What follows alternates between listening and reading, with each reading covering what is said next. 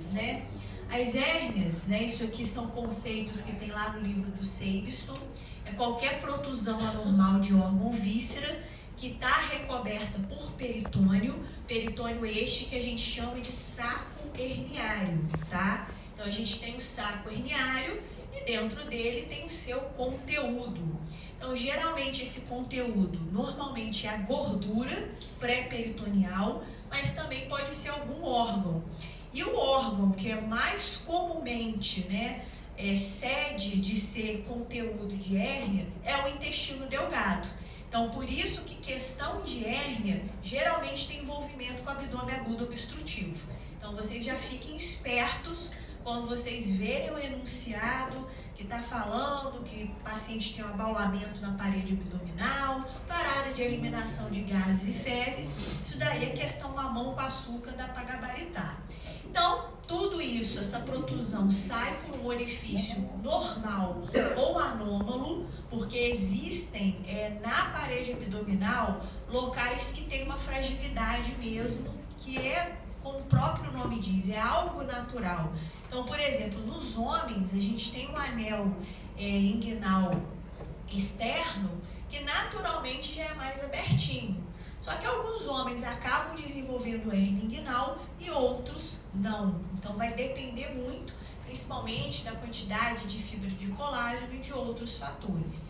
E também, gente, essa protusão pode sair por algum orifício anômalo, tá? Ou seja, alguma coisa que fez aquele orifício. Então aqui a gente dá o exemplo de hérnia incisional. A gente fez uma cirurgia, aconteceu alguma coisa ali na hora da cicatrização que deixa aquilo meio frouxo e daqui a algum tempo aquilo se desenvolve em uma hérnia também, tá? É visível, o próprio paciente chega e fala que o abdômen está estufado, que ele sente um abaulamento, que ele sente um caroço, é algo que vai e volta, mas muitas das vezes essa hérnia encarcera. O que isso significa? Ela sai da cavidade que normalmente a contém e ela fica agarrada ali dentro daquele orifício herniário, tá bom? Tanto que eu gosto muito desse segundo conceito, que fala que hérnia é onde ocorre a saída de um conteúdo de uma cavidade que normalmente a contém. Então, geralmente, né, o conteúdo da hérnia de um compartimento abaixo de onde está aquele determinado orifício.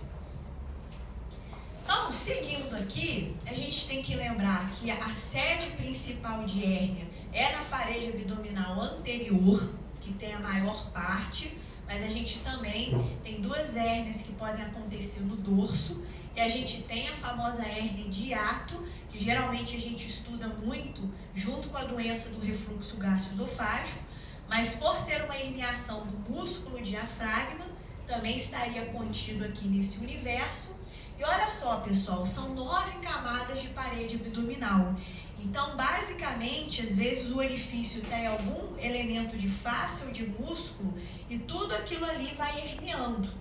Então, começa através do peritônio parietal, que é a membrana que reveste toda a cavidade abdominal, entra por aquele buraco ali e aquilo vai se estendendo para os compartimentos de cima, chegando às vezes até no tecido celular subcutâneo, que é quase a parte mais superficializada depois, né, da pele. Então, por isso que o paciente mesmo faz um autodiagnóstico, sempre tem alguém que já teve hérnia, ele vai procurar o atendimento médico com essa característica aí de alteração de forma de abdômen. Aqui, pessoal, a gente lembra dos 4 músculos que contêm essa cavidade abdominal anterior, que é o músculo reto abdominal, o músculo oblíquo externo, o oblíquo interno e o transverso do abdômen, e cada um é constituído por sua determinada fáscia. Então, depois disso tudo, mais profundamente, a gente tem a fáscia transversalis, onde tem a gordura pré-peritoneal, que é o primeiro local de conteúdo de hérnia que a gente sabe, e por fim a gente tem o peritônio parietal que está revestindo isso aqui. Então tudo isso, né, para a gente lembrar a quantidade de camadas que essa hérnia vai transpassando até ficar superficial o suficiente, que a gente consegue identificar através do exame físico. Então, por que ocorre? Então, para que isso, né, aconteça, tem que ter pontos de fraqueza na musculatura da parede abdominal. Então, isso tem diversos fatores implicados. Então, isso pode ser um problema congênito. Então, a gente tem um exemplo aqui muito clássico, que é da hérnia umbilical. Então, muitas das vezes, quando você realiza a anamnese do paciente, ele já tinha uma cicatriz umbilical um pouco protusa quando era criança, aquilo passou batido, a pessoa cresceu, se torna adulta, e aí aquela hérnia umbilical se desenvolve um pouco mais, né? Principalmente se essa pessoa está envolvida com atividades que gerem algum tipo de esforço abdominal, ou seja, que aumenta a pressão intraabdominal. Pode estar associado também com qualquer condição que deixe essa parede abdominal fragilizada ou que vai aumentar a questão da pressão intraabdominal. Então, qual que é o exemplo clássico que a gente tem aqui? A questão da obesidade visceral, que acaba fazendo, né, empurra o conteúdo em direção a essa parede. Isso, né, unido, né, a fibras musculares mais finas, que a gente fala que elas são adelgaçadas, aí é um prato cheio para formar a questão de algum orifício e aquilo ali fazer uma herniação. Bom, e o esforço físico, gente? Isso aqui é muito importante para que os senhores possam orientar os pacientes. Mesmo que ninguém aqui saia no cirurgião, você está lá atendendo na sua UBS, tem um paciente com encaminhamento para cirurgia geral que precisa tirar uma dúvida. E ele chega e pergunta assim: ah, doutor, foi por causa do esforço físico do meu trabalho, ou porque eu sou crossfiteiro, que vai fazer com que tenha uma hérnia? Pessoal, o esforço físico, ele só mostra aquilo que já existia e a pessoa não tinha percebido. Então, às vezes, né, se a pessoa tem uma tendência a ter uma hérnia de parede abdominal e não tem um esforço físico implicado, talvez ela nunca saiba que ela tenha. Agora, a partir do momento que ela tem uma atividade laboral ou até mesmo uma atividade física que aumenta essa pressão abdominal, isso pode, né, mostrar que tinha um ponto de fragilidade ali naquela parede abdominal que talvez, né, não aconteceria se não tivesse esse envolvimento aí de uma atividade que aumenta a pressão intraabdominal, tá bom? Então, o esforço físico não é um motivo. Esses daqui que são os fatores de risco mesmo. Então, conforme já foi citado, a gente tem a questão da obesidade implicada, tá? Então, ela pode fazer com que a pessoa tenha uma herniação de parede abdominal. E isso aqui, pessoal, na prática clínica, é de difícil manejo, porque quando eu tenho um pré-operatório de hernioplastia no paciente com obesidade, salvo exceções, a questão da hérnia estrangulada, cujo conteúdo, né, tá perdendo a questão de suprimento sanguíneo, é de bom tom a gente preparar esse paciente. Por quê? Eu preciso extinguir o fator de risco, que é a obesidade, para que eu consiga operá-lo e eu diminua a questão da recidiva. Então, não é maldade, né? Vocês estão acompanhando lá no ambulatório de cirurgia geral e o médico não quis operar o paciente naquele momento. Então, hoje, né, a gente tem até muita coisa para a gente tratar. Tem questão de fisioterapia respiratória. Geralmente, esses pacientes possuem hérnias maiores e eles aprendem a respirar pela hérnia e não pelo tórax. Eles não têm muito uma respiração torácica, é mais abdominal. Então, por isso que a gente prescreve uma fisioterapia respiratória pré-operatória, meio que para o paciente entender que ele tem que converter esse tipo de respiração e dessa forma ele conseguir, né, melhorar isso, voltar a respirar pelo tórax. E a questão também de perda de peso, né? A gente está aí na época dos análogos do GLP-1 e do GIP, é um arsenal terapêutico que nos ajuda muito nesse momento, até porque a gente precisa operar essa pessoa, que muitas das vezes já foi operada múltiplas vezes, então a gente tem que operar para dar certo. Segundo fator de risco, questão de cirurgias prévias do abdômen, tá? A gente sempre lembra muito da cirurgia aberta, das famosas laparotomias, mas a gente também pode ter hérnia de trocáter laparoscópico, e dá uma dorzinha chata, que geralmente o conteúdo é a gordura pré-peritoneal, então ela entra pelo orifício e ela necrosa. Então é uma coisa que a gente também tem que manejar de forma cirúrgica. Então como que acontece isso, né? Que é a questão da hérnia incisional.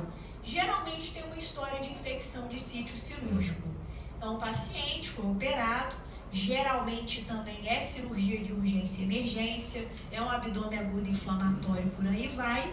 Aquilo ali acaba infectando as camadas, né, de fechamento da parede abdominal e atrapalha a cicatrização no momento que tinha que acontecer. Então, o que vai ocorrer, pessoal? Pode ser logo após, algumas semanas após o ato operatório, ou depois de meses a anos, que vai ocorrer a hérnia incisional. Então, principalmente pacientes com múltiplas cirurgias prévias, a gente tem que prestar muita atenção, tem que fazer uma avaliação de exame físico correta para ver se algum ponto ali não herniou. Questão, né, perdoem aqui, gente, gestações anteriores, né? Então, a gente tem uma mulher que teve múltiplas gravidezes, isso configura como aumento de pressão intraabdominal, e a cada gravidez, pessoal, estica aqueles 4 grandes músculos que contêm a cavidade anterior. Então, a cada esticada, o músculo ele fica frouxo, tá? Então, conforme vão tendo as gravidezes, aquilo vai afrouxando cada vez mais. E além da hérnia, tem um outro evento também, que é a famosa diástase de reto abdominal, que é uma coisa diferente da hérnia, né? Ali não tem um orifício, são os 2 ventres do músculo reto abdominal que se separam por causa desse movimento de estica, retorna ao basal, daqui a pouco estica de novo e essa musculatura ela acaba não aguentando e ela fica fina o suficiente. A diástase de reto abdominal, apesar do pessoal falar que determinado comprimento a gente prescreve fisioterapia para mulher, geralmente o tratamento também é cirúrgico, que vai ter uma associação com hérnia umbilical e a hérnia epigástrica. Então não tem jeito, essa paciente vai acabar indo para um ato operatório. Questão do tabagismo, gente. A molécula do tabagismo, ela briga com o pessoal da cicatrização porque ela é muito parecida com a molécula de colágeno.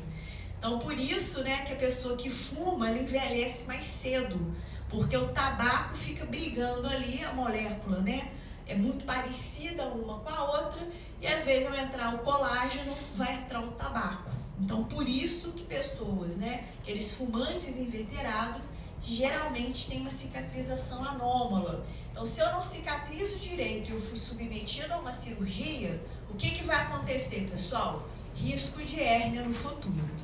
Questão de idade avançada, tá? Por que o idoso ele é mais propenso a fazer uma herniação?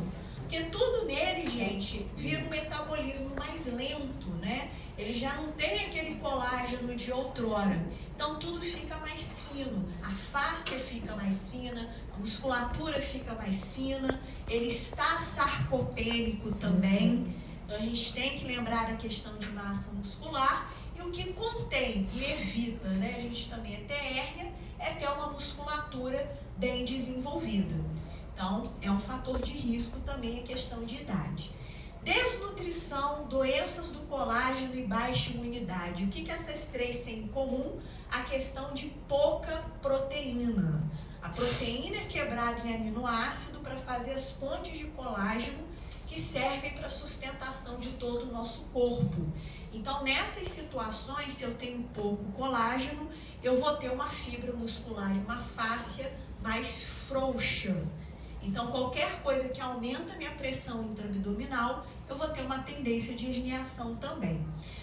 Defeitos congênitos, tá, gente? Então, isso aqui é lá na embriogênese, acontece alguma coisa que não há formação da parede abdominal anterior no feto.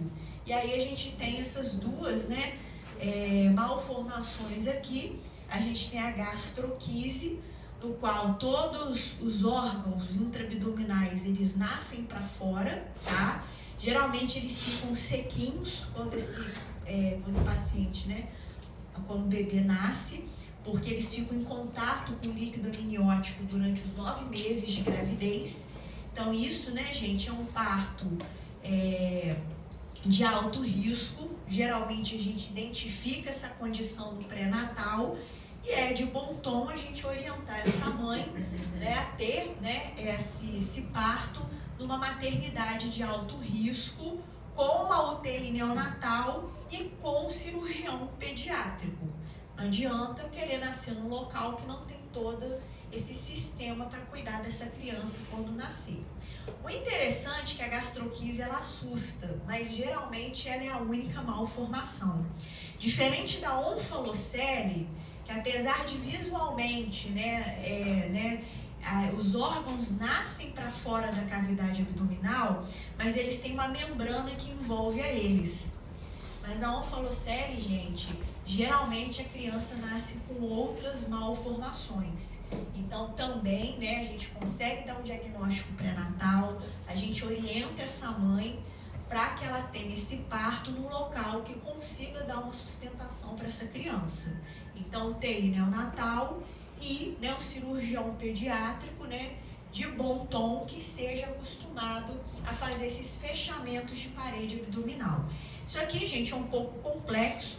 A gastroquise a gente usa aquela bolsa de Bogotá. Então a gente pega um material de plástico, né, sutura ao redor desse defeito e a gente vai colocando tipo uma amarra para empurrar os órgãos, né, para dentro da cavidade abdominal e depois de algum tempo a gente conseguir fazer uma sutura.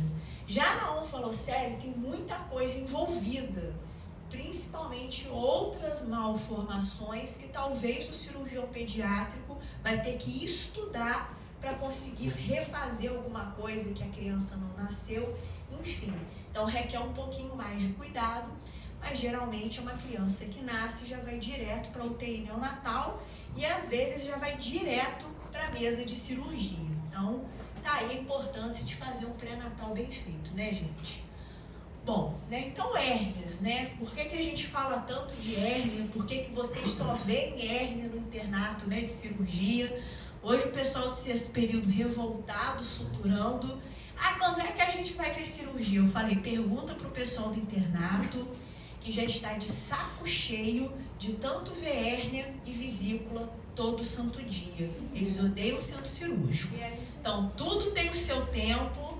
Hoje vocês são 6º período, mas quando vocês forem 9º, vocês vão passar uns 6 meses dentro do centro cirúrgico. Aí todo mundo ficou quieto. Mas eles são bonzinhos, tadinho. E quando a gente é calor, a gente é emocionado, né? Ah, eu quero escovar, eu quero entrar na cirurgia. Aí quando você entra e fica 6 horas ali em pé, suando, querendo coçar o nariz, não pode, o sonho acaba. A gente joga no chat GPT, qual é a especialidade médica que não vai fazer doer minha coluna? Qual que dá dinheiro, né? Enfim, aí já é tarde, né? Vocês já estão formando, não pode voltar atrás. Deixa eles com as coisinhas de calor deles. Na época de vocês ninguém falou nada, né? Então agora deixa isso pra lá. Enfim, gente, voltando. Então, hérnia é um diagnóstico essencialmente clínico. O próprio paciente já chega falando que está com hérnia, que a vizinha teve hérnia também, ela acompanhou o caso da vizinha, então por isso que ela diagnosticou, vai no Google, né? Hoje o Google tá até antigo, né, gente? É chat GPT, né? Vou ter que trocar a minha fala e daqui a pouco é o Claude. Eu acho muito elegante o Claude, né? Então eu falo, não, eu fiz com o Claude assim, nossa, parece um cabeleireiro, alguma coisa assim. Falei outro dia na sala dos professores, o professor ficou todo emocionado. Gente, quem é Claude? Eu quero conhecer. Tá aqui o celular. Enfim, né? Vamos lá, pessoal. Cuidado, gente, que a história clínica, ela difere em criança e adulto, tá? Principalmente algumas hérnias, a pessoa tem desde criança e só foi identificada quando ela era adulta, sendo que às vezes poderia ter sido operada ainda na infância. Então, a minha cutucada desde a semiologia. Atenção, pet lovers! Se o seu mini paciente tem hérnia, é você que está comendo mosca, não é o cirurgião geral. Vocês vão formar e vão lembrar de mim quando ver uma criança com uma hérnia umbilical. Porque é isso que acontece, né, gente? A pessoa vai crescer, aquela hérnia pode piorar e tem o risco de fazer uma obstrução intestinal por estrangulamento de alça. Então, é uma baita responsabilidade aí do pediatra. Então, o exame físico, né, a boa e velha semiologia, a gente tem várias manobras semiológicas que podem evidenciar, mas geralmente uma hérnia mais protusa é uma coisa que a gente consegue olhar, né, logo de cara. O ortostatismo, gente, não é porque o preceptor de cirurgia é preguiçoso, mas muitas das vezes pedindo o paciente para ficar em pé, principalmente para hérnia muito pequena, o conteúdo ele bate na parede abdominal e fica mais evidente para a gente poder fazer as manobras semiológicas e a gente entender se aquele paciente tem ou não a questão de uma hérnia. E a questão do exame complementar. Né, vou ser raiz, não vou pedir exame. Então, nos casos de dúvida, eu não sei se é ou não uma hérnia, é um linfoma, é uma linfonodomegalia, enfim, a gente pode solicitar. Então, a gente tem a ultrassonografia, geralmente é um exame de escolha, e aí a gente tem o ultrassom de parede abdominal. Isso é bem problemático, porque geralmente é um ultrassom que ele não é coberto pela rede SUS.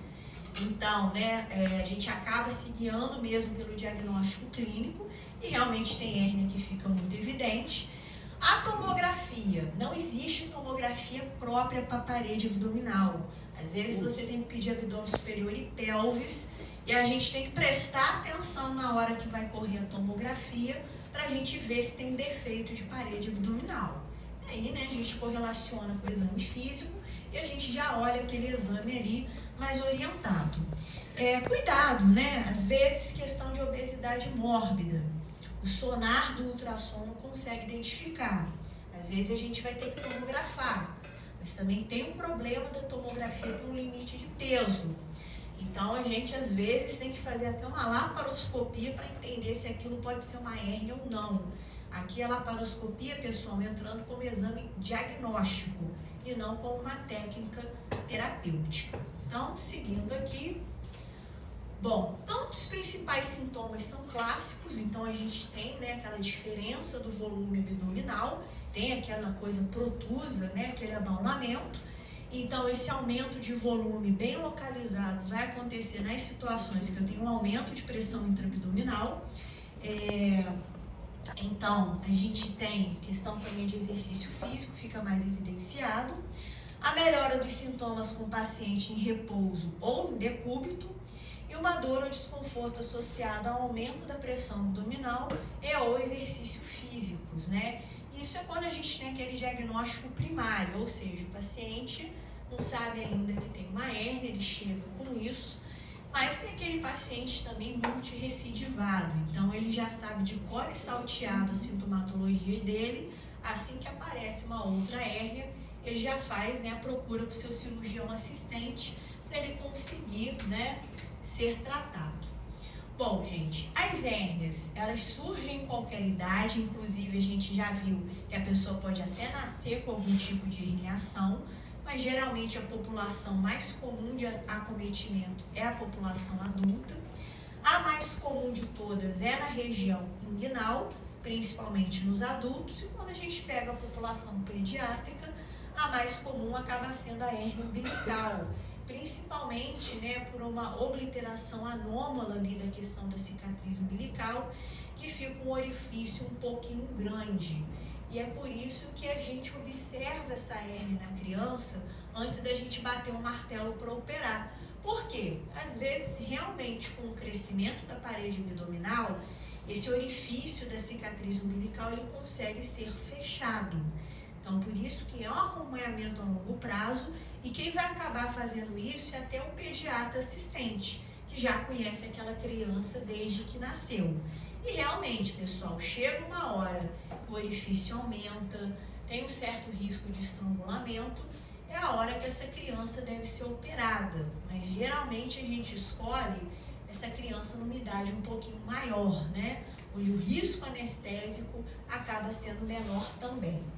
Ali do lado, pessoal, vocês percebam, né, que é um bebê do sexo masculino, aquilo ali é uma bolsa escrotal, e vocês percebam a coloração, tá bastante arroxeada. O que isso significa, gente? geralmente estrangulamento do conteúdo herniário. E aí, qual é a lição dessa figura que os senhores estão vendo, pessoal? Hérnia inguinal diagnosticada em criança é igual à hérnia operada. Diferente da hérnia umbilical, que a gente aguarda um pouquinho, na hérnia inguinal, na criança, qualquer idade, bebê, enfim, a gente vai levar para o centro cirúrgico. Porque normalmente o orifício ele é muito grande e ali, gente, basicamente deve ter uma alça inteira de delgado presa naquela bolsa escrotal. Então a criança não tem nem 1 ano de idade, já tem que passar por uma enterectomia segmentar, ficar dias numa UTI neonatal. Então a gente tem que ter atenção aí. E de novo, atenção quem? Ped lovers. Né? É complicado, né? Vocês vão ficar daqui a pouco. Alguém quer fazer pediatria aí, que não desistiu do pediatra desde o 5º período? Isso mesmo, Diana, gostei. Firme, desde o 5º período eu falava ped lovers, ela levantava a mão. 12º período ela continuou na mesma missão. E eu enchendo a paciência com hérnia, ela não desistiu. Ah, não, Diana, eu gosto de gente assim, persistente. Reginaldo. Então, quem? Reginaldo também? Não, Você tem cara de pediatra, Reginaldo. Faz cirurgia pediátrica. cirurgião já, tá decidido. Se bem que você devia ainda se manter na produção de vinho, não é? O negócio Café, é cerveja. café, cerveja aí. O cara já é rico, pra que vai ser médico, né? Só um hobby, medicina, né? Enfim. Então, gente, nós vamos passar aqui o olho das principais hérnias de parede abdominal e na questão do tratamento, tá? Porque é uma coisa que geralmente pega bastante nas provas de residência, com foco aí principalmente na hérnia inguinal. Não só porque ela é a mais prevalente na nossa prática médica, mas é a que mais cai também nessas provas do MEC aí, que é tanta sigla que eu já me perdi. Então vamos lá, pessoal. Quase 75% de todas as hérnias que a gente opera acabam sendo na região inguinal, tá? Ela tem, né, essa questão da frequência, principalmente por causa da população que ela comete, que é a população masculina, do sexo masculino. E isso acontece, gente, porque naturalmente o homem tem essa fragilidade na parede abdominal. Porque lá, quando o homem ainda era um feto na barriga da mãe, o testículo ele é formado na região que hoje são os rins, e aquilo ali vai descendo. Ou seja, o testículo ele sai da cavidade e ele vai para fora do corpo. O testículo precisa ser extracorporal porque a temperatura do corpo ela é muito mais quente para o espermatozoide. Então é por isso que acontece essa divisão anatômica. Então, quando o testículo passa até chegar à bolsa escrotal, isso faz um caminho, que ao longo do desenvolvimento do feto masculino, isso naturalmente vai se fechando, nasceu e termina de fechar. O que acontece, né? Alguns meninos, isso acaba não acontecendo o fechamento. E aí, mais tarde, vai dar origem a essa questão da hérnia, tá? Então, né, mulher também tem, mas é bem raro mesmo. Geralmente o conteúdo que passa é ovário ou ligamento redondo. Se for um ligamento redondo, é sempre uma questão de desconforto. Mas quando o conteúdo herniário é ovário, é preocupante. Porque pode torcer ali e ter que fazer, né, uma oferectomia, porque ele fica desvascularizado. Bom, então o que eu encontro, né, nesse conteúdo herniário? Normalmente é tecido adiposo, advindo daquela gordura pré-peritoneal. A gente tem um intestino delgado em primeiríssimo lugar de órgão que se enfia dentro de hérnia. Depois a gente tem um grande aumento e particularmente do lado esquerdo a gente tem o reto sigmoide podendo entrar no orifício herniário, tá? Aqui a gente tem as famosas hérnias íngino-escrotais, tá? Quem estava na segunda aí, acho que segunda passada, que tinha uma hérnia íngino-escrotal imensa, demorou umas 2 horas que eu e o Chiquinho a gente operou. Diz o Chiquinho como saiu bom igual um coco. Já arrancou até o próprio dreno que a gente colocou. Então, quando o paciente arranca o dreno, como dizia meu preceptor, porque o corpo dele sentiu que aquilo não percebia. Então, gente, geralmente quando você vê um paciente com hérnia ínguino-escrotal, significa uma coisa. No mínimo tem uns 25 anos que aquela hérnia está ali. É hérnia antiga. Segundo ponto, geralmente são as cirurgias de hernioplastia que pode acontecer o quê? Orquiectomia, que é a retirada do testículo. Porque aquilo está tão grudado, saco herniário no testículo, que mesmo sem querer, quando a gente puxa, a gente acaba desvascularizando a questão do testículo. Então, para não ficar aquela coisa ali desvitalizada, a gente acaba realizando a orquiectomia também, tá, pessoal? É bem complicado, porque é uma perda, geralmente, de parede posterior de assoalho inguinal muito grande. A gente tem que usar mais técnicas para poder fechar aquilo ali. Haja tela também e muita oração para o paciente não fazer uma recidiva, tá? Então, por isso, gente, independente da especialidade, você viu um paciente com hérnia inguinal, conversem de uma forma tranquila, conscientizem para que ele possa ser operado. Porque mesmo que não haja questão de estrangulamento de obstrução intestinal, operar isso aqui até de forma eletiva é difícil para o paciente. Esse paciente que eu citei, por exemplo, ele teve que ir para a UTI. Uma coisa simples dessa que normalmente a gente dá alta para o paciente no dia seguinte. Então, olha a confusão, operou com mais idade, o paciente tinha múltiplas comorbidades graves, então poderia ter sido de uma forma mais suave se ele tivesse sido operado de uma forma mais precoce. Bom, pessoal, isso aqui, né, é o terror do estudante de medicina, que é a anatomia, né, da região inguinal, tá? Isso era terror, né? Até a gente descobrir que tem que decorar a parede posterior da região inguinal, que é a visão que a gente tem quando operamos por laparoscopia e por robótica. Então o negócio só piora e o MEC está achando uma graça cobrar isso aqui na prova do ENAMED, né? Tem cirurgião que não conhece nem isso aqui até hoje, não posso citar nomes, e o MEC querendo cobrar dos senhores que estão para formar, né? O mundo tem umas injustiças que a gente não interessa. Então, né, voltando, lá na região inguinal, anatomicamente, a gente chama ele disso aqui, que é o espaço miopectíneo de Frouchot. É todo chique, é todo em francês. Então, é uma parte dessa parede abdominal que tem só fáscia transversalis e peritônio. Não é que não existe ali outra coisa. Essa parte desse espaço miopectíneo, os músculos eles só se encostam.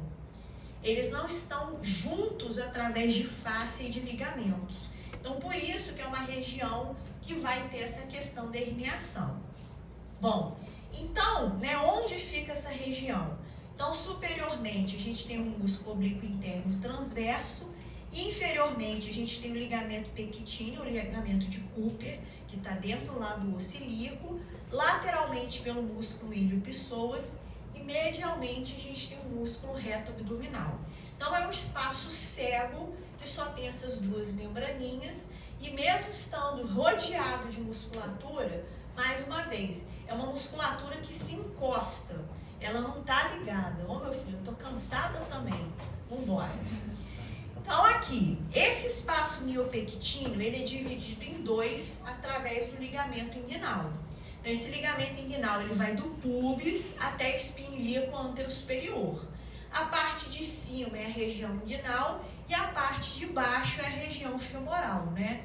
Quem estava segunda-feira acompanhando a gente lá, viu essa região femoral ao vivo e a cores, né? Uma coisa que não tinha necessidade de acontecer, uma hérnia femoral raríssima num homem, que geralmente não acontece em homem, acontece em mulher.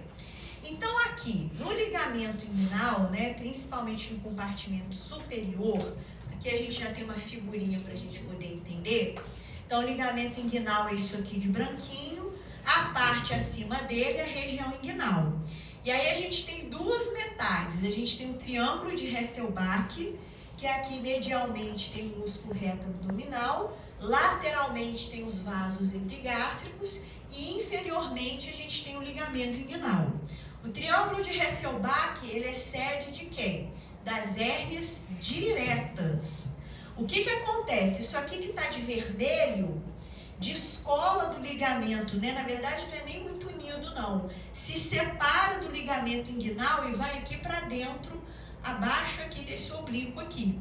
Então, cirurgicamente falando, eu tenho que puxar essa musculatura e colar ela no ligamento inguinal de novo. Lateral aos vasos epigástricos, onde a gente tem um anel inguinal profundo ou interno, tanto faz o nome, que são palavras sinônimas, a gente tem a saída de quem?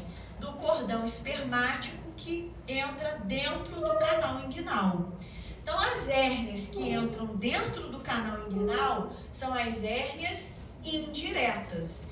E essas hérnias indiretas que vão dar origem àquelas hérnias ínguino-escrotais que a gente falou agora há pouco. Então, tudo é uma questão anatômica, né? Enfim, volta e meia a gente para nisso daí. Isso aqui, gente, é a classificação de nervos, né? Isso é muito antigo. Dificilmente a gente consegue saber se é uma hérnia indireta e direta pelo exame físico. Ah, mas tem uma manobra da semiologia, que se o paciente tossir, a hérnia encostar na polpa é direta, se encostar na ponta é indireta. Gente, ninguém tem a percepção disso. Nenhum Homem-Aranha ia conseguir examinar isso aqui. Isso a gente só consegue saber com certeza durante o intraoperatório. Se você quiser escrever no seu resumo do ato operatório o tipo de nervos, tudo bem. Mas a gente já facilita e a gente escreve de cara o que a gente viu.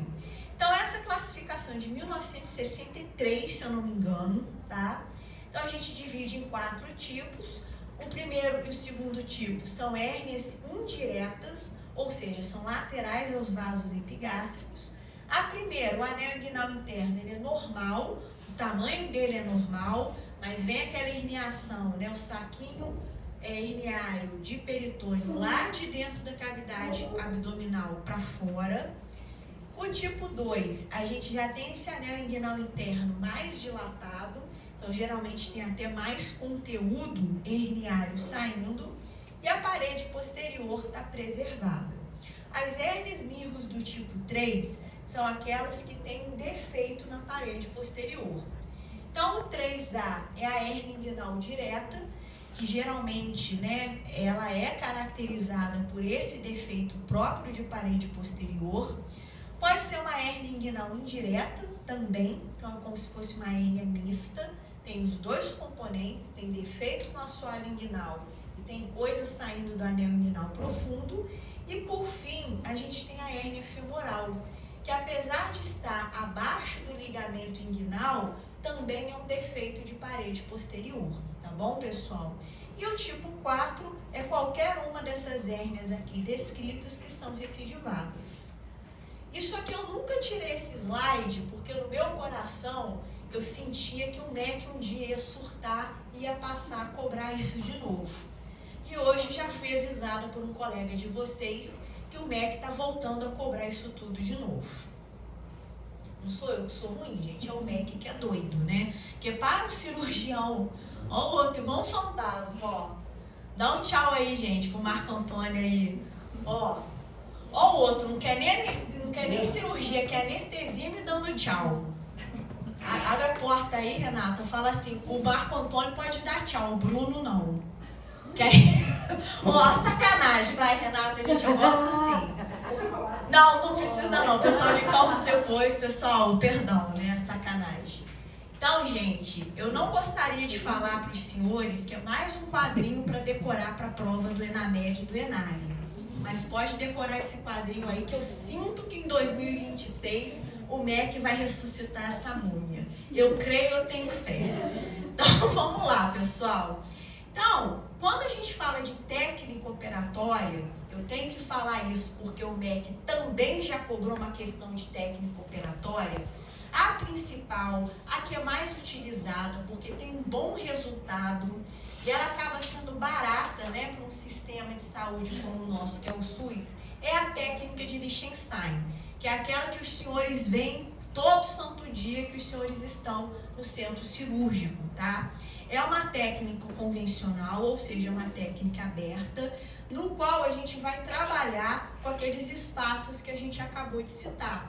Então, a gente vai abrir ali na região inguinal, a gente vai olhar o anel inguinal interno, a gente vai olhar a questão, né, da parede posterior também, e nós vamos fazer as devidas, né, os devidos reparos para aquilo ali não acontecer mais. E de quebra, qual que é a característica do Liechtenstein? É a gente colocar uma tela. E essa tela faz com que a técnica seja chamada de livre de tensão. Então, geralmente, quando vocês estão lendo de hernioplasties e fala que é uma hernioplastia livre de tensão, se for para chutar, chuta que tem uma tela envolvida no meio do caminho. Porque não só a técnica de Liechtenstein que envolve tela não, tá, gente? Existem outras técnicas, como a de Rives-Stoppa, que também a gente utiliza tela.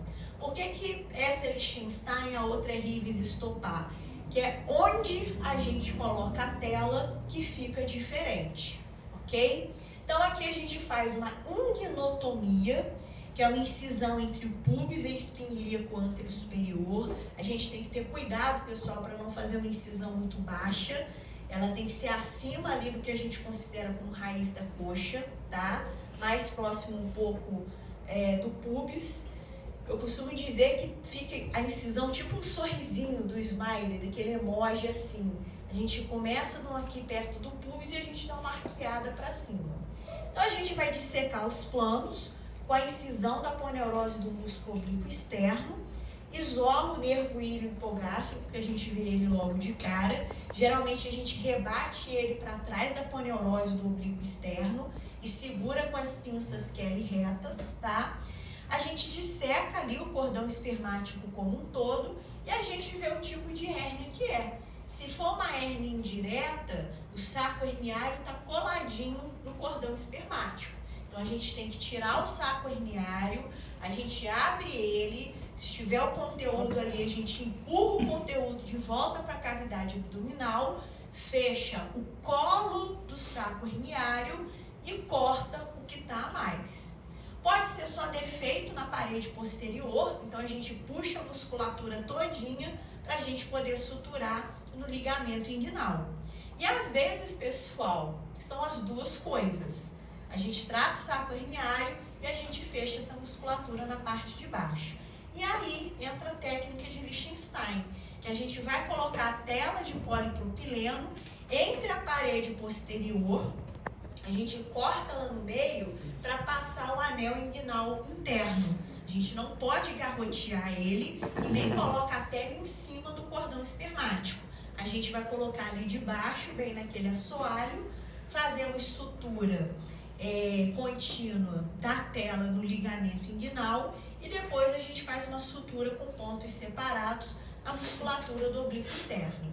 E aí a gente vai fechando planinho por planinho, fecha a aponeurose que a gente abriu, fecha, né, o tecido celular subcutâneo e fecha a pele do paciente. Então pronto, está aí feita uma técnica de Liechtenstein. Ela é indicada para hérnias primárias, ou seja, a pessoa nunca operou de nada, então a gente pode indicar essa técnica sim. E como eu falei, gente, hoje não tem como ser médico e não pensar na questão da gestão hospitalar. Isso aqui é muito baixo custo para o hospital. Se fosse comparar com uma hernioplastia laparoscópica, que a gente usa instrumentos caríssimos, é muito mais fácil isso aqui ser custeado pelo SUS do que uma cirurgia, uma hernioplastia laparoscópica. E também, assim, a gente ainda está com uma casuística muito pequena para a gente poder entender se vai ser o padrão ouro ou não. Então, isso aqui, alguns já tiveram a oportunidade, né, de ver ali acontecendo, né, a retirada dessa tela, a forma como o preceptor de cirurgia vai cortar. Então tem os moldes assim que a gente faz, fica um pouquinho mais abaulado, onde vai encostar, né, perto da musculatura do reto abdominal, e ela tem que ficar retinha, onde a gente faz a sutura contínua com o ligamento inguinal. Então a tela de polipropileno, a gente tem até um fio com o mesmo material. Passando para outra técnica, pessoal, isso aqui está voltando, né, a ser realizado novamente, que é a técnica de Shouldice. Essa técnica a gente não utiliza tela, tá? Antigamente só tinha ela para ser realizada antes do advento das telas. E o que acontece aqui? A gente disseca, a gente abre aquela parede posterior, basicamente a gente chega quase que no canal femoral e a gente pega a própria musculatura do paciente e joga uma em cima da outra. Por isso que a gente fala que é uma técnica de imbricação e a gente sutura em ponto jaquetão. Então a gente começa lá de baixo e a gente vai suturando planinho por planinho. É como se a gente fosse jogando a musculatura e fica uma coisa, um bololô ali um pouco mais grosseiro para evitar que aquilo aconteça, né? Haja uma recidiva. Hoje, como já é muito provado, né? Que as técnicas com tela, seja o Liechtenstein, seja as próprias laparoscópicas, tem um índice de recidiva muito pequeno. Essa técnica de Shouldice, ela ficou muito para urgência, né? Então, aquele paciente que chega com uma hérnia encarcerada / estrangulada, você não sabe se o conteúdo está inviável, às vezes você entra por inguinotomia e tem que fazer uma ressecção de intestino, né? Fazer uma enterectomia, aquilo pode ter uma contaminação, e a região inguinal, gente, é considerada como cirurgia limpa. Então, isso aqui é bem polêmico, porque tem paciente que prefere não colocar a tela, tá? Faz essa técnica aqui de Shouldice, enquanto tem outros cirurgiões que já que tá ali, já que resolveu tudo, acaba já colocando a tela e fazendo a técnica de Liechtenstein. A verdade é que não tem nenhum protocolo certinho falando o que eu devo fazer. Todos eles ficam em cima do muro, né? Então, às vezes, é mais bom senso do cirurgião saber se ele vai fazer um Shouldice ou não. Só que tem alguns locais aqui do Brasil que estão indicando para a hérnia primária a técnica de Shouldice. Por quê, né? Tem alguns relatos do mundo, né, de síndromes autoimunes induzidas por telas, por material plástico. Então, a gente tem aquela síndrome EIGEA, que é uma doença autoimune induzida por causa do silicone de mama. Então, a mulher tem vários sintomas, sintomas tipo endometriose, tipo fibromialgia, e não tem jeito de resolver. Aí tira a prótese de silicone, melhora de tudo. E tem relatos de síndrome parecida em pacientes que foram operados com técnicas de hernioplastia que usaram tela. Então, está tendo um movimento aí, né, ao redor do mundo de cirurgiões que estão voltando para essas técnicas, os quais não precisam utilizar a tela, tá? Tô falando a fofoca que vai que o MEC maluco mete isso na prova dos senhores. Tem uma outra técnica que também ela é aberta e ela acabou sendo até uma técnica no qual a gente faz a laparoscopia robótica e a gente faz algo meio parecido, principalmente quando a gente conversar com a técnica que é chamada de TEP, TEP, também é extraperitoneal. Aqui, pessoal, né, na verdade é união, a gente fala que é Rives estopar. A gente faz tipo uma incisão de Pfannstiel. Essa técnica que era muito utilizada para quem tinha hérnia bilateral, dos dois lados, e ela, gente, abria numa região diferente daquela figurinha da região inguinal que eu mostrei. Então, abre bem baixo aqui, a gente abre através dos planos, né, antes do peritônio parietal, e a gente coloca uma tela mais ou menos desse tamanho assim, da região umbilical até a região inguinal, porque pega as duas regiões inguinais e, pasmem, consegue pegar também um pouco da região femoral. Então, se o paciente tiver hérnia inguinal bilateral ou, às vezes, associação de hérnia inguinal com hérnia femoral, a gente consegue resolver isso aí. Podemos usar essa técnica quando tem uma recidiva de hérnia inguinal feita por outra técnica, por exemplo, uma Liechtenstein, que a gente entra num plano anatômico diferente daquele plano da figurinha que eu mostrei para os senhores, tá bom? E a gente também pode utilizar a questão de uma hérnia inguinal encarcerada, que mostra-se como crural após a inguinotomia, né? Eu tava, isso já aconteceu comigo, o paciente tinha uma hérnia inguinal, né, operado de forma eletiva, na hora da cirurgia nunca teve, não sei de onde surgiu aquela hérnia femoral, era muito pequena, mas garroteou a borda antimesentérica do intestino delgado e o paciente ficou com uma obstrução intestinal, tá? Então, eu achava que não era comum, mas isso aconteceu comigo. E aqui, pessoal, é o que está sendo a moda de cobrança de prova de residência médica. Que aí a gente tem as técnicas laparoscópicas / robóticas, que a forma de realização é a mesma, né? Só muda a questão da ótica e da ótica da robótica, que é um pouco melhor, e vê uma visão em 3D, enquanto a ótica laparoscópica, a visão é em 2D e é espelhada. Tudo que você trabalha na laparoscopia é o contrário do que você mexe o seu braço, tá? Então a gente tem a técnica TAP, que ela se chama pré-peritoneal transabdominal. Então a gente vai entrar dentro da cavidade abdominal, tá todos os órgãos ali presentes, a gente vira a ótica para a pelve do paciente e a gente mira na região inguinal. Aí, gente, a anatomia é completamente diferente. Por quê? A gente está vendo aquela região inguinal de costas. Então, o que a gente vê? De frente, a gente vê o saco herniário saindo. De costas, que é a visão minimamente invasiva, a gente vê o saco herniário entrando pelo anel inguinal profundo. Então, como que a gente começa essa técnica aqui? A gente corta o peritônio parietal, entra ali o próprio gás carbônico dessas técnicas e disseca aquilo ali para baixo, a gente puxa tudo, puxa aquele saco herniário, tá? Resseca o lipoma se for necessário, hoje a gente nem fica mexendo muito, joga a tela ali por cima, aí tem um grampeador laparoscópico que vai onerar o custo da cirurgia e a gente vai dar um disparo, pega o peritônio parietal, joga em cima daquela tela e fecha aquilo ali que a gente abriu.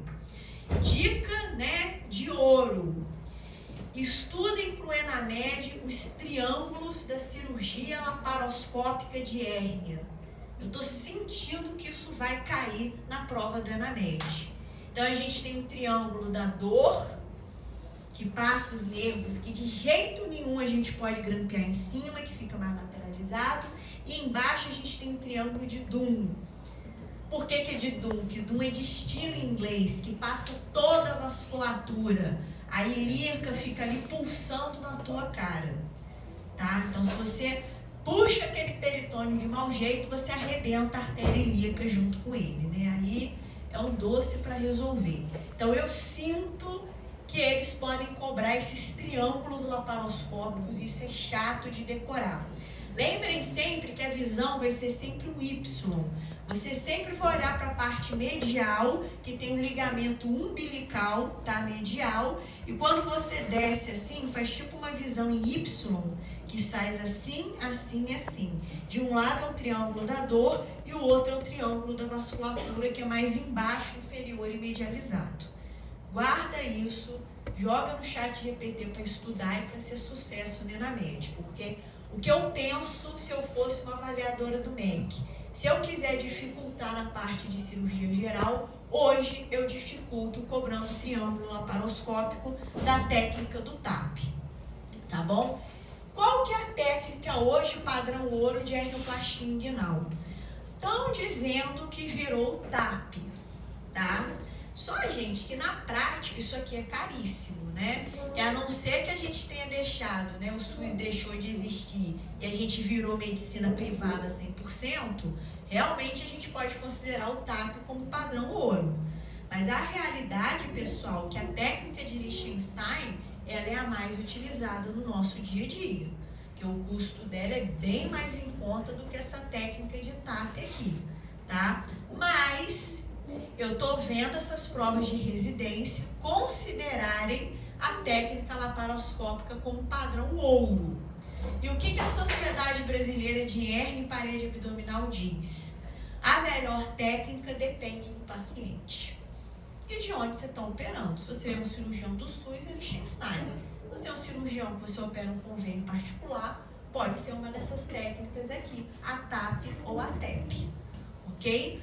Mas melhor do que isso, né? O que a gente preconiza, né? Principalmente hérnia primária. Depende qual técnica que você pode usar. Agora, hérnia recidivada, se a primeira cirurgia foi uma técnica aberta, a segunda cirurgia tem que ser uma técnica laparoscópica. Agora, se a primeira cirurgia do paciente foi por técnica laparoscópica ou robótica e ele recidivou, eu vou fazer a técnica aberta. Então, é o contrário. Isso daí é a única coisa que o MEC e as sociedades de cirurgia concordam. E isso pode cair na sua prova de ENAMED em 13 de setembro. Ok, pessoal?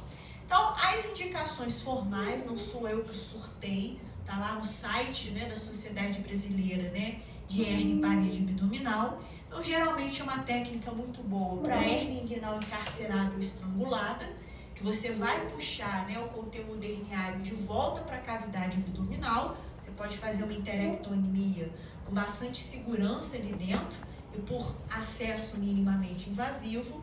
As recidivas em que a cirurgia anterior foi aquela técnica pré-peritoneal ou qualquer técnica aberta. As hérnias íngano-escrotais muito grandes. Aqui a gente coloca uma interrogação muito grande. Por quê, gente? Geralmente isso aqui fica agarrado no testículo e laparoscopicamente a pinça não tem força para puxar. E nem a robótica também. Eles ficam endeusando a robótica, porque a pinça é mais delicada. Mas mesmo assim, na tração, você pode desvascularizar o testículo. Então vai ter que abrir a RAF mediana da mesma forma para tirar o testículo. Provei que faz tudo por via aberta. Hérnias femorais redutíveis ou encarceradas, a visão minimamente invasiva do canal femoral é muito melhor do que a visão aberta. Poxa, mas a visão aberta é só abrir e tá ali na mão? Não é muito não, tá, gente? Aqui é até o contrário. Então, para quem já tem pré-diagnóstico de hérnia femoral, às vezes a indicação por técnica minimamente invasiva é melhor. E pacientes, tanto homens quanto mulheres, que fizeram cirurgia pélvica antes. Então, incisão de fanechiu por cesariana, ou fanechiu por fazer uma prostatectomia prévia. Então, é um local que foi muito mexido, né?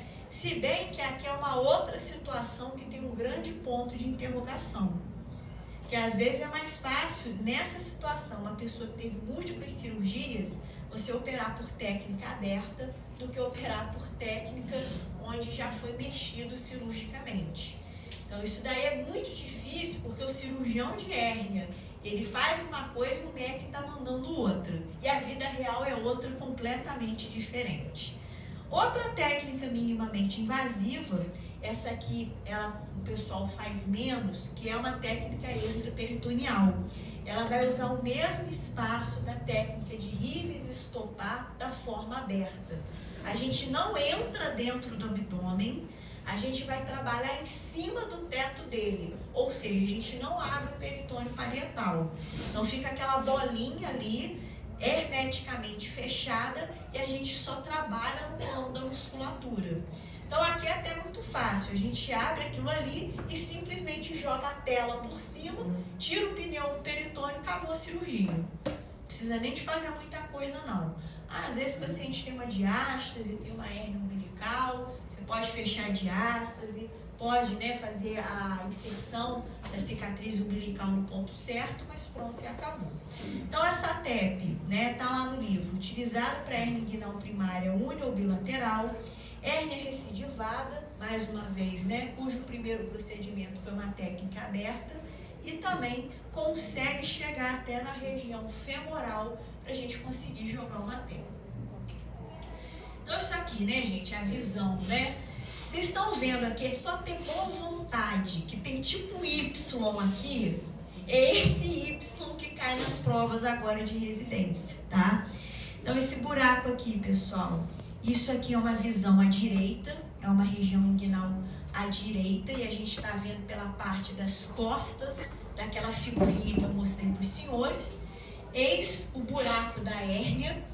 É muito interessante, você coloca a ótica aqui dentro, para lá na bolsa escrotal e a gente vê o testículo ovível e a cores.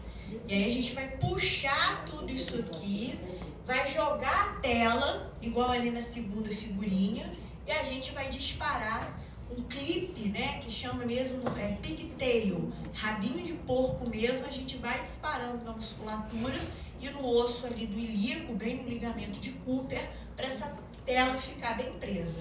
Depois a gente joga o peritônio por cima, porque essa tela não pode ter contato com o intestino delgado, senão gruda e faz fístula. Ok, pessoal? Bom, segunda hérnia, né, em grau de importância, né, a questão da hérnia umbilical é a segunda mais frequente. Então aqui a gente tem, né, pode ser por um defeito congênito, então a criança já nasce com aquele orifício mais aberto e aquilo ali não se fecha com o crescimento da mesma, ou pode ser também um defeito adquirido, né, pessoal? Aquele paciente tem algum daqueles fatores de risco que a gente descreveu no início da aula, tá? Exame físico bem típico, então aquele abaulamento ali da região da cicatriz umbilical fica mais evidente no esforço físico, tem questão de dor, melhora quando o paciente fica em repouso. E, né, qual que é o problema da hérnia umbilical? Que ela é pequena. Então, quando a gente tem um orifício herniário muito pequeno, aumenta o risco de estrangulamento. Que às vezes, pessoal, parte, né, do pinçamento da parede do intestino delgado já faz uma confusão tamanha aqui na questão da hérnia umbilical. Bom, então, as hérnias, né, são a segunda, né, em questão de frequência. As congênitas geralmente já aparecem durante o crescimento. A gente percebe, né, que mesmo, né, cai o cordão umbilical, mas aquilo fica bem aparente. Qual que é o perfil, né, de população pediátrica que normalmente tem hérnia umbilical? Aqueles que são de baixo peso, mas a gente tem, né, a questão da observação, e o fechamento deficiente pode manifestar-se mais tarde como a hérnia adquirida do adulto. E aí a culpa é de quem? De quem? Dos pet lovers. Diana, vai ser bullying. Aguenta. Isso aqui, gente, é uma figurinha vida real. Vou falar chique do meu acervo pessoal. Um paciente com cirrose hepática, tá? Ele estava com ascite, ele já era um child C, bastante descompensado. E para coroar o quadro clínico dele, o que aconteceu? Entrou a alça de intestino delgado na hérnia umbilical que ele tinha. Então, o fator de risco dele, né, o que levou ao aumento de pressão intraabdominal? O líquido acítico, tá? Estava extremamente descompensado, ninguém queria operar ele e tudo mais, e acabou estrangulando a alça de intestino delgado. Percebam, pessoal, a diferença de coloração. Então, você vê esse roxinho, gente, é o roxinho da alça necrótica. Então, aqui a gente não tem muito o que ficar pensando, não. Infelizmente, ressecção é uma cirurgia de emergência. Ah, professora, mas ele estava extremamente descompensado da cirrose. Mas deixar com a alça necrótica a gente também não poderia deixar. E assim, pessoal, infelizmente, o paciente acabou evoluindo para óbito. Até mesmo por causa da cirrose descompensada, que é da parte até mesmo da enterectomia, né? Logo no segundo dia eu liberei a alimentação, mas infelizmente ele já estava grave da parte hepática, né? E aí fica aquela pergunta, né, gente? Talvez se tivesse sido operado mais cedo, isso acabava, né, não piorando ainda mais a condição de saúde dele. Bom, então aqui, pessoal, presta atenção que tem muita coisa divergente na literatura, que é a respeito de qual a melhor idade para operar a criança com hérnia umbilical. Então, isso é uma coisa que varia de 2, 4, eu já vi até 6 anos de idade. O que a gente tem que entender? Essa criança, né, ela precisa estar preparada, né, para passar pelo ato cirúrgico, né? É difícil uma criança sozinha para o centro cirúrgico. A gente tem que ver também a questão anestésica, porque a anestesia não é água, então a criança é um outro comportamento. Outra coisa também que todo mundo esquece, Você acha que a criança obedece um pós-operatório? Adulto não obedece, gente. Eu tive paciente que foi operado de hérnia e pegou saca de arroz 2 horas depois que eu dei alta. Então, assim, imagina a criança, não fica sentadinho aí, não vai ficar sentado, vai aprontar. Então, a gente vê também a maturidade da criança, tá? Geralmente, quem obedece é aquela criança que chega encurvada com dor. Que a criança, ela não é burra. Ela é mais inteligente que muito adulto que a gente opera. Se ela associa que a dor é por causa da hérnia e você fala que ela não pode fazer nada depois de operada, ela realmente não faz. E é o melhor paciente, porque a sinceridade que a criança tem. Fala, não, minha mãe me deu comida. A anestesista adora perguntar as coisas direto para a criança. Deu o quê? Outro dia deram um copo de leite e maisena. Não estavam falando comigo, não falava com o Francisco, eu falei, chama o anestesista, que ele vai conseguir arrancar essa informação se a criança comeu ou não. A criança virou para mim e falei, comi. Cirurgia cancelada, né? Enfim. Aqui, pessoal, é uma outra coisa. Não se usa prótese, vulgo, tela em criança. Por quê, gente? Primeiro, o crescimento da parede abdominal. Então, se a gente coloca uma tela numa criança, essa tela desliza para qualquer canto e não fica no canto que a gente operou. Segundo, não existe estudo suficiente para a gente ver o comportamento desse material a longo prazo. Se a gente levar em consideração que a expectativa de vida está quase chegando a 100 anos, imagina você colocar uma tela numa criança de 5. São 95 anos com esse material sintético dentro do corpo, né? E ainda mais hoje com essas discussões dessas síndromes autoimunes induzidas por prótese, aí mesmo que a gente coloca o gato no telhado. Então, criança, normalmente a gente faz as hernioplastias e a gente não utiliza tela, tá? Agora, no adulto é interessante, porque a gente pode colocar tela ou não. Depende se esse adulto tem um fator de risco muito grande. Então, se for uma hérnia grande, se for um paciente com obesidade, a gente vai considerar colocar tela. Então, aí a gente tem as técnicas com tensão e sem tensão. Qual dessas duas eu vou usar tela? Sem tensão. Então, com tensão é aquela técnica o qual eu não vou utilizar uma tela.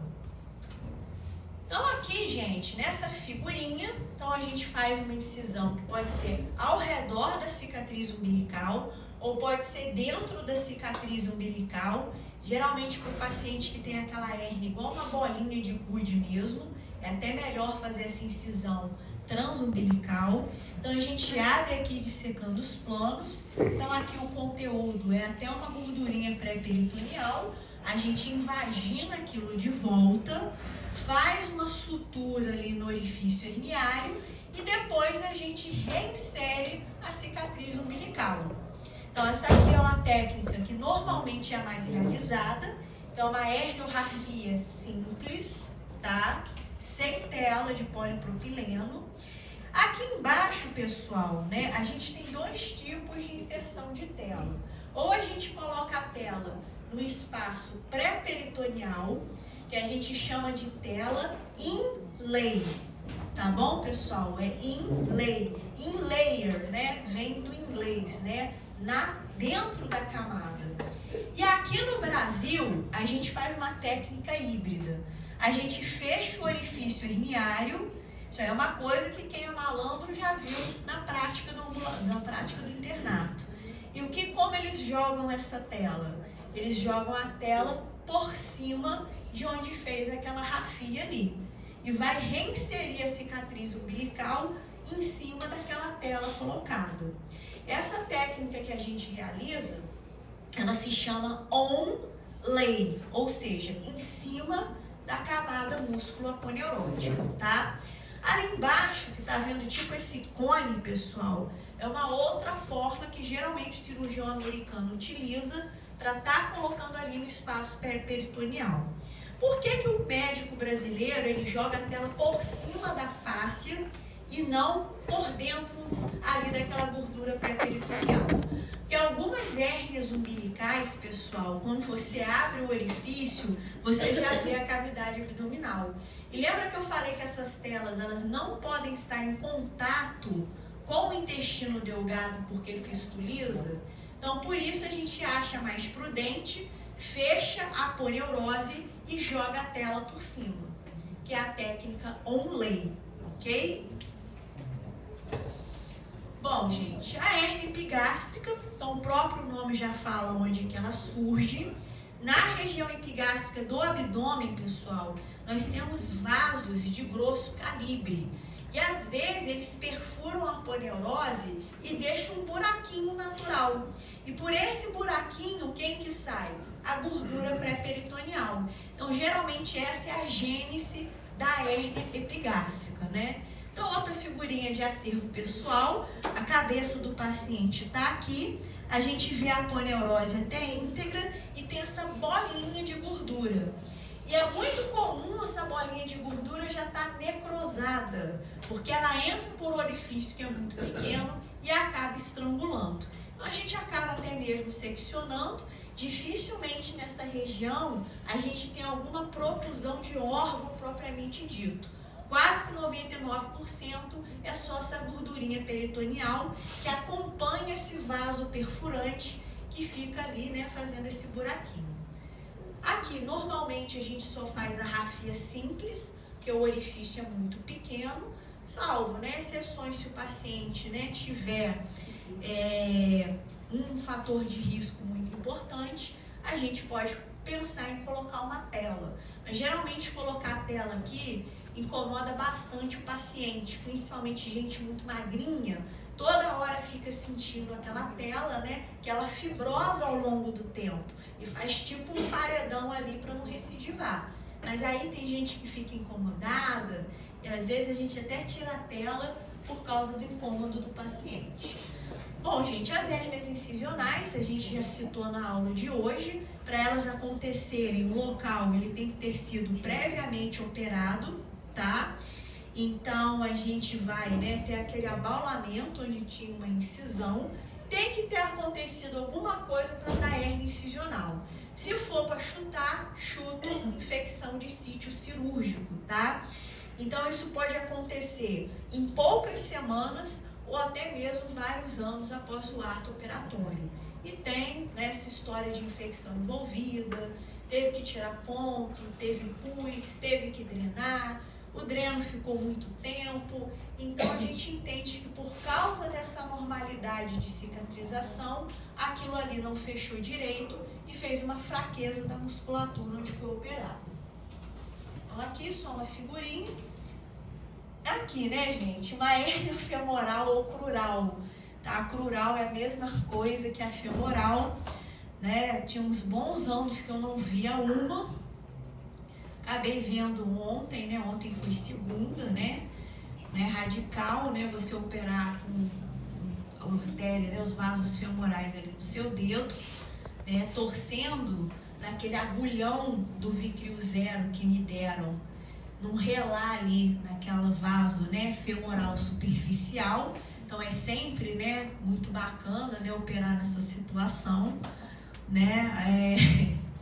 Mas era uma hérnia femoral em homem, isso aqui é comum em mulher, tá? Lado direito, então raríssimo. Quem estava presente, gente, dava para fazer um artigo científico, hein? Eu cantei a pedra, ninguém presta atenção no falando. E a gente fez a técnica de McVeigh. Então imagina o canal femoral saindo nervo, artéria e veia femoral. Então tinha uma protuberância, que era o orifício herniário aberto, e o saco herniário que veio lá de dentro da cavidade abdominal com um linfonodo no meio dele. Era isso que era a situação de ontem. Então a gente tira o saco herniário, tiramos o linfonodo também, ficou o buraco e saindo aqui a galera toda dos elementos do canal femoral. Então a gente pega uma tela, faz um rolinho, enfia ali dentro, faz uma bolsa de sutura em tabaco e fecha aquilo ali, né? Os pontos extras a gente sempre dá meio que para ter certeza que aquilo ali vai ficar bem fechado. E aí, pessoal, né, a tela, a gente faz o rolinho e insere ali pelo orifício, tá? É um paciente que foi confundido com hérnia inguinal, mas na verdade ele só tinha um lipoma ali no cordão espermático, foi visto, foi olhado, não tinha saco herniário, ou seja, não era uma hérnia indireta. Agora, tinha esse defeito de parede posterior, que também não era na parte inguinal, era na parte femoral. Então, a gente lembra da classificação de Mirrus. Então, defeito de parede posterior, ou é a hérnia direta verdadeira, inguinal, ou é uma hérnia femoral. E a técnica de McVeigh é essa que a gente enrola, coloca no orifício herniário, faz uma bolsa de sutura de tabaco e a gente amarra aquilo ali com aquele rolinho de tela de polipropileno para dentro. E a emoção, né, de relar a agulha do Vicryl desse tamanho perto do vaso femoral, né? Aqui, pessoal, a gente tem um evento muito raro, que são as hérnias lombares. Não confundir isso aqui com hérnia de disco, tá? E tem esses dois trígonos dorsais, que tem o superior, que é o trígono de Greenfeld, e o trígono inferior, que é o trígono de Petit, tá? Lembrar, pessoal, que muita gente confunde essas hérnias lombares com a hérnia incisional de lombotomia, que antigamente era o acesso cirúrgico que se fazia cirurgia dos rins. Hoje, graças a Deus, temos a laparoscopia, ninguém precisa fazer uma lombotomia para ser operado, né, de cirurgia renal. Então, isso aqui, o paciente nunca sofreu nenhuma cirurgia nessa parte do dorso e do nada ele hernia. Hoje, sabe como é que a gente trata muito bem disso? Também por laparoscopia robótica. A gente entra no retroperitônio e puxa aquele saco herniário, né, que está ali, né, de fora para dentro. E a gente vai suturar ali, a grosso modo do que acontece com as técnicas laparoscópicas inguinais, a gente resolve essas hérnias lombares aqui, ok, pessoal? Aqui, gente, essa hérnia é uma hérnia de muito difícil manejo, porque a hérnia da linha semilunar, que é essa linha que fica aqui, né, lateralmente, né, aos ventres do músculo reto abdominal. Qual que é o problema da linha semilunar? Ela é uma linha, gente, que ela tem que ficar aberta mesmo. Por que que tem que ficar aberta? Por causa do nosso movimento respiratório. Então, quando a gente fecha ela com sutura, no caso da herniação, com o nosso movimento respiratório, aquilo vai acabar abrindo. Então, por isso que ela é multirecidivada, tá? Hoje, com o advento da cirurgia minimamente invasiva, a gente entra tipo a técnica do TAP dentro da cavidade abdominal e a gente puxa aquele conteúdo e a gente sutura o músculo e as fáscias por dentro. Segura um pouquinho mais, mas mesmo assim é um paciente que tem muita tendência recidiva. Que como é que a gente fecha uma coisa que naturalmente tem que ficar aberta? Isso aqui é diferente de região inguinal, que o negócio só está encostado, né? Ou seja, era para ter um ligamento ali, mas o engenheiro que fez o ser humano esqueceu. Devia ser muita coisa na cabeça dele. Agora ali, ninguém esqueceu nada não. Aquilo ali já é aberto para mecânica respiratória. Então, por isso que é muito difícil a gente conseguir fazer um tratamento adequado da hérnia de Spiegel. E aqui, pessoal, outras hérnias, né? A questão da hérnia de hiato. Esse hiato aqui é o diafragmático. Então, às vezes, um pilar fica muito separado do outro e pode estar associado à doença do refluxo gastroesofágico. Então, a gente tem que refazer esse hiato diafragmático e juntar com as famosas, né, fundoaplicaturas, principalmente aquela de Nissen, que a gente faz aquela válvula de 360 graus. Essas hérnias aqui descritas, Richter, Amiens, Littré e Garangeot, são hérnias raríssimas, tá, pessoal? Então, a primeira delas aqui é a hérnia de Richter, que é uma hérnia inguinal, cujo conteúdo é a borda antimesentérica do intestino delgado, tá? A hérnia de Amiens, que é uma hérnia cujo conteúdo é o apêndice cecal, tá? ele pode ou não estar inflamado. A hérnia de Littré é uma hérnia inguinal, cujo conteúdo é um divertículo de Meckel. E por fim, a gente tem a hérnia de Garangeot, que é uma hérnia femoral, cujo conteúdo é um apêndice secal, podendo ou não estar inflamado. Tá? Eu sempre deixo esse slide, né? Eu não cobraria isso numa prova, mas o MEC sabe como é que é, né? O MEC, enfim. E aqui, pessoal, é o que normalmente pega no pé dos senhores em questão de residência, né? A gente tem que ter muito cuidado com esses termos. Por quê? Uma hérnia encarcerada é aquela hérnia não redutível. Ou seja, ela saiu do compartimento dela, ficou agarrada no compartimento de cima e não voltou mais. Porém, fica aquela bolinha ali aparecendo, aquele abaulamento, incomoda, dói, mas o conteúdo que está dentro desse saco herniário não está desvitalizado.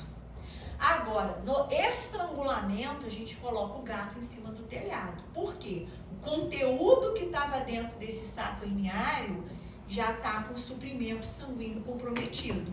Então, é só vocês lembrarem daquela hérnia umbilical, daquela hérnia inguinal no bebezinho, muda até a coloração da pele do paciente. Então, aqui, normalmente, quem é a vítima? Intestino delgado. Qual que é o tratamento? Emergencial, cirurgia de enterectomia segmentar com anastomose primária para salvar a vida do paciente. Como que se apresenta esse estrangulamento? Geralmente depende do órgão que foi estrangulado, que geralmente vai ser um abdômen agudo obstrutivo. Tá bom, gente? Então sempre tenham isso aí anotado. Hérnia, questão de hérnia, para complicar, vai cobrar duas coisas. Ou vai vir com um abdômen agudo obstrutivo, ou vão cobrar a anatomia de região inguinal. Pronto, e acabou. Então aqui, uma figurinha. Eu gosto dessa figurinha, né? Isso é antes da era IA, que eu morro de rir mandando a IA fazendo os atos operatórios, faz cada corpo humano. Eu falo assim, rapaz, eles estão em Plutão, né? Isso aqui não é um corpo humano nem aqui nem na China. Que muitas vezes, né, numa hérnia estrangulada, acontece isso aqui mesmo. Estrangula porque o intestino meio que roda no mesentério dentro daquele orifício herniário que é muito pequeno.